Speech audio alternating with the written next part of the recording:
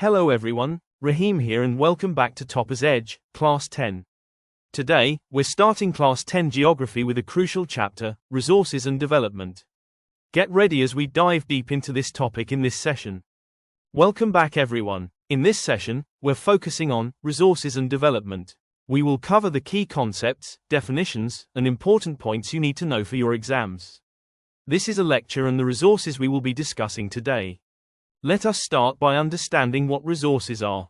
Basically, anything in our environment that we can use to meet our needs and that we can get to with technology, that is affordable, and that our society agrees is okay to use, is called a resource. It's also important to remember that nature, technology, and institutions all work together, and this connection is shown in the diagram on your screen. It is very important to understand how all these things are related because this relationship is essential to know the actual value and usage of any resource. We need to understand how people use technology to turn things from nature into useful resources and how institutions help in this process. Think about the items that make life comfortable in your village or town. Can you list them? Additionally, consider what materials are used to make these items. Resources are not simply free gifts from nature, they are a result of human activities. Humans interact with nature through technology and establish institutions to boost their economic development. Resources are categorized in various ways: biotic, from living things, and abiotic, from non-living things. Renewable, can be used again, and non-renewable, cannot be replaced, and on the basis of ownership, individual, community, national, international. Furthermore, they can be categorized based on the stage of development, potential, developed stock, and reserves. To help understand better, a flowchart on resource classification is included. I propose a small activity. Prepare a list of stock and reserve resources you know from your local area. We can discuss these answers later. It also addresses the development of resources and how overusing them can cause problems like depletion or unequal distribution of wealth. Resources and development. Development of resources. Depletion of resources for satisfying the greed of a few individuals. Accumulation of resources in few hands, which, in turn, divided the society into two segments, i.e. haves and have-nots, or rich and poor. Indiscriminate exploitation of resources has led to global ecological crises. A proper development plan and resource planning is essential for the sustainable existence of all forms of life. Sustainable development. Sustainable economic development means development should take place without damaging the environment, and development in the present should not compromise with the needs of the future generations. Today, we will deeply explore sustainable development. The Rio de Janeiro Earth Summit in 1992 was a pivotal event where world leaders gathered and signed Agenda 21, a plan to achieve global sustainable development. This plan addresses environmental damage, poverty, and disease through international cooperation. A key goal of Agenda 21 is for every local government to develop its own local sustainability plan. The slide clearly lists how Rio de Janeiro Earth Summit helped in achieving sustainability goals. It lists how it tackles environmental damage, poverty and disease. It also mentions the role of local government. Resource planning is incredibly important due to the uneven distribution of resources and their necessity for development. We need balanced resource planning at the national, state, regional, and local levels. This involves identifying and inventorying resources, developing a planning structure with the right technology and skills, and aligning resource development plans with national development plans. This multi-level approach is vital for a diverse country like India. It also mentions how to achieve balanced planning by listing the steps such as identification, evolving planning structure, and matching it with national development plans. We'll now focus on the conservation of resources. A famous saying highlights that there is enough for everybody's need and not for anybody's greed. This was told by Gandhi. International efforts, such as those by the Club of Rome in 1968 and Schumacher's work on Gandhian philosophy in 1974 with "Small is Beautiful," have advocated for resource conservation. The Brundtland Commission report in 1987, with "Our Common Future," introduced sustainable development as a way to conserve resources. The Earth Summit in Rio de Janeiro in 1992 further solidified these efforts. It lists all the different organizations which advocated resource conservation, such as the Club of Rome, Gandhian philosophy. It also mentions Brundtland Commission report and Earth Summit. Let's look at land resources. Land supports natural vegetation, wildlife, human life, economic activities, transport, and communication systems. However, land is limited. It's crucial to understand the distribution of landmass: 43% plain area, 30% mountains, and 27% plateau. Each type of land is significant in different ways. This slide lists the various uses and limitations of land resources. It also mentions the various landmasses in India. Now, let's talk about how we use the land. We classify land use into several different categories. Firstly, we have forests, which are lands designated for natural vegetation and wildlife. Then, there's land not available for cultivation. This includes barren and wasteland, which is land that is rocky, dry, or unsuitable for farming. It also includes land put to non-agricultural uses, such as areas used for buildings, roads, factories, and other infrastructure that supports human activities. Next, we consider other uncultivated land excluding fallow land. This category consists of permanent pastures and grazing land, where animals graze, land under miscellaneous tree crops grows that are not included in the net sown area, and cultivable wasteland, which is land that has been left uncultivated for more than 5 agricultural years. We also have fallow lands, which are areas intentionally left uncultivated for a period. There are 2 types of fallow land: current fallow, which is land left without cultivation for 1 or less than 1 agricultural year, and other than current fallow, which is left uncultivated for the past 1 to 5 agricultural years. Finally, there's the net sown area, which is the area actually used for growing crops. If we add the area sown more than once in an agricultural year to the net sown area, we get the gross cropped area, which gives us a measure of the total land used for cultivation in a year. Each of these categories helps us understand the diverse uses of land and how we allocate this valuable resource. On this page, we're looking at the land use pattern in India. We're comparing how land was used in 1960-61 with how it was used in 2014-15. In both periods, we're considering the reporting area as 100%. In 1960-61, forest covered 18.11% of the land, while in 2014-15, it had increased to 23.3%. Barren and unculturable wasteland was also at 18.11% in 1960-61 but increased to 5.5% by 2014-15. The area under non-agricultural uses, like buildings and roads, was 4.95% in 1960-61 and grew to 8.7% in 2014-15. Permanent pasture and grazing land were 4.71% in 1960-61, which increased to 3.3% by 2014-15. Area under miscellaneous tree crops and groves was 1.50% in 1960-61, which dropped to 1% in 2014-15. Culturable wasteland was 6.23% in 1960-61 and decreased to 4.0% in 2014-15.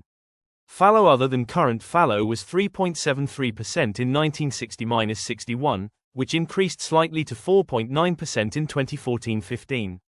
Current fallow was 3.50% in 1960-61 and increased to 3.6% by 2014-15.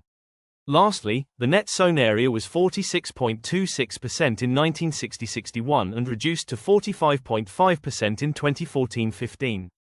These figures show how land use has changed in India over these years, highlighting increases in forest cover and non-agricultural uses, and decreases in wasteland and some other categories. On this page, we're going to discuss the serious issue of land degradation and what we can do to conserve our land.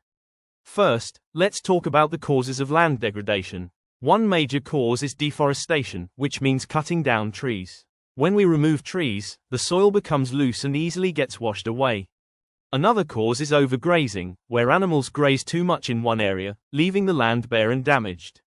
Mining, which is digging into the earth for minerals, also leads to land degradation because it disturbs the soil and leaves behind big holes. Over-irrigation, using too much water for farming, can cause the soil to become waterlogged and salty, making it difficult to grow crops. Finally, mineral processing can release harmful chemicals that pollute the land. Now, let's discuss conservation measures. To stop land degradation, we need to take steps like Sun's exafforestation, which I believe is meant to say afforestation, planting more trees to protect the soil. We should also focus on the management of grazing land, making sure animals don't overgraze. Regulating mining, controlling where and how mining is done, is also important. Using methods like drip irrigation and sprinklers helps save water and prevents over-irrigation. Plantation of shelter belts, which are rows of trees planted to protect the soil from wind, is another effective measure. Lastly, growing thorny bushes can help prevent soil erosion and keep animals away. These measures help to conserve our land and keep it healthy for the future. Now, let's talk about soil as a resource. It's important to understand that there's a difference between soil and land. While land is the general area, soil is the upper layer of the land where plants grow. In India, soils are classified into different types based on several factors, including soil formation, color, thickness, texture, age, and chemical and physical properties. The major soil types are alluvial soil, which is very fertile and good for farming, black soil, which is ideal for growing cotton, red and yellow soil, which gets its color from iron content, laterite soil, found in areas with heavy rainfall, arid soil, which is sandy and dry, and forest soil, found in hilly and mountainous regions. The page also includes a map of India showing major soil types, which helps us visualize where these different soils are found across the country. The map highlights the distribution of forest and mountainous, alluvial, red and yellow, black, laterite, and arid soils. This visual representation is crucial for understanding the geographical spread and characteristics of different soil types in India. Each soil type has unique properties that make it suitable for different crops and land uses. This page gives us a detailed breakdown of different soil types found in India. The table compares various soils on different bases. First, we have alluvial soil, which is mainly found in the northern plains formed by the interplay of the Indus, Ganga, and Brahmaputra rivers. It's good for growing crops like paddy, wheat, sugarcane, and other cereals. This soil contains silt, sand, and clay and is rich in potash, phosphoric acid, and lime. An interesting factor about alluvial soil is that it comes in two types, Kadar and Bangar. Next is black soil, located in the Deccan Trap region, including Gujarat, Madhya Pradesh, and Maharashtra. It's famous for growing cotton and has fine clayey material with calcium and magnesium carbonates but is poor in phosphoric content. Black soil has self-aeration, meaning it develops cracks and is sticky when wet but cracks when dry. Red and yellow soil is found in Odisha, Chhattisgarh, and the Piedmont zone of the Eastern Ghats. It's good for rainfed crops like jawar and gets its reddish color due to the diffusion of iron, turning yellow when hydrated. Laterite soil is seen in the Western Ghats and hilly areas of Karnataka, Kerala, and Meghalaya. It supports crops like cashew nuts, plantation crops like coffee, tea, and pineapple cultivation. This soil develops on crystalline igneous rocks and contains iron particles. However, it's poor in humus, deep, acidic, and deficient in plant nutrients due to intense leaching from heavy rain, but after irrigation becomes cultivable. Arid soil is located in the western parts of Rajasthan and is good for bajra and maize. It lacks humus and moisture, is sandy and saline, and contains calcium. Lastly, forest soil is found in hill and mountainous regions like Jammu and Kashmir, Himachal Pradesh, Uttarakhand, Sikkim, and Arunachal Pradesh. It supports mountain vegetation and forests and is loamy and silty in valleys, but coarse-grained in upper slopes and is fertile on valleys and terraces. The ninja technique to learn soils suggests there are simplified tricks or methods for memorizing these soil characteristics, although they are not detailed on this page, and will be discussed in the live lecture. On this page, we're focusing on soil erosion and soil conservation. First, let's understand what soil erosion is. It's basically the removal of the top layer of soil, also known as the denudation of the soil cover, and then the subsequent washing down or blowing away of that soil. There are various causes of soil erosion, and they can be broadly classified into human activities and natural forces. Human activities that lead to soil erosion include deforestation, which is cutting down trees, overgrazing, where animals eat too much of the vegetation leaving the soil exposed, construction and mining, which disturb the soil, and defective farming methods that don't protect the soil.